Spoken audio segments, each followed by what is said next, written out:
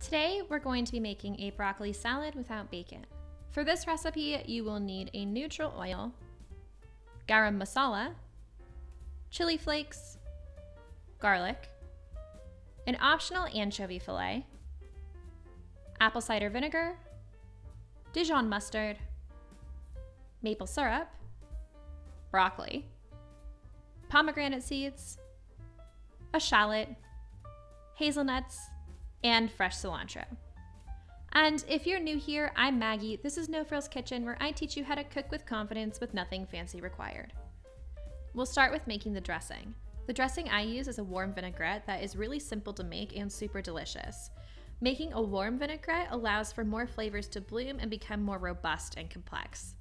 So to begin, add your oil to a small saucepan. Grate in a clove of garlic, add some garam masala. You can also sub this for something like curry powder or even another warm spice blend that you like. Salt, pepper, and an anchovy fillet. If you want to make this completely vegetarian, you can omit the anchovy, but I would recommend increasing the salt or adding another element to boost umami. A splash of soy sauce to the vinegar would work, as would a pinch of MSG. Set the saucepan over low heat and gently warm the oil until the contents start to sizzle and the anchovy fillet is dissolving. It will become very fragrant. Don't walk away from this, as it can burn really quickly if left unattended. This step shouldn't take more than a few minutes. Then turn off the heat and set it aside. Now in a jar, combine your vinegar, a bit of maple syrup, and some Dijon mustard. This would be a good time to add a splash of soy sauce if you're not using the anchovy fillet too. Pour the oil mixture over the vinegar mixture and secure the jar tightly with a lid. Shake the jar vigorously until the dressing is emulsified and homogeneous, and then set aside.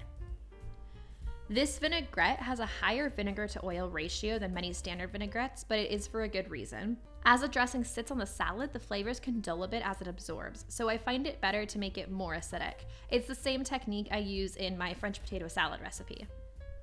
By the way, if you're finding this recipe helpful, it would be amazing if you could give it a thumbs up, as it helps more people find my videos. It's also located really close to the subscribe button, so you may as well hit that too if you haven't already. Honestly, I would really appreciate it. Next, it's time to prep your salad. We'll start by cutting up the broccoli. To make this as easy to eat as possible, I like to cut the broccoli as small as possible. Carefully remove the florets from a large head of broccoli and then cut them into small pieces. Then remove the woody ends from the stem and cut this into small pieces as well. You may need to use a vegetable peeler if the stem is a bit tough, but not always. Add all of the broccoli to a large bowl. Now, peel and finely slice a small shallot and add it to the bowl. A red onion would work here as well if you don't have shallots. Scallions are also a good substitute. Next, chop some hazelnuts. I usually recommend using blanched hazelnuts, but I couldn't find them and wasn't about to blanch them myself. It doesn't really matter when it comes down to it. You don't need to finely chop them, but give them a rough chop again so the salad is easier to eat. Also, any other unsalted nut would work fine in here if you don't have hazelnuts. It's up to you. Then, finely chop a lot of fresh cilantro and add it to the bowl. If you're one of those people who doesn't like cilantro, parsley would work well here, as would mint. Fresh herbs really do add a great dimension to this broccoli salad, so it's worth adding. Add some pomegranate seeds to the bowl and pour your dressing over. If you don't want to break up a whole pomegranate, go ahead and simply buy the seeds. I hate buying pre-prepped food, but I particularly hate de-seeding pomegranates, so I tend to buy seeds when they're available. Stir until it is thoroughly combined and make sure to adjust for seasoning, adding a bit more salt and pepper if needed. Now, cover the salad and refrigerate for at least an hour before serving, and preferably overnight.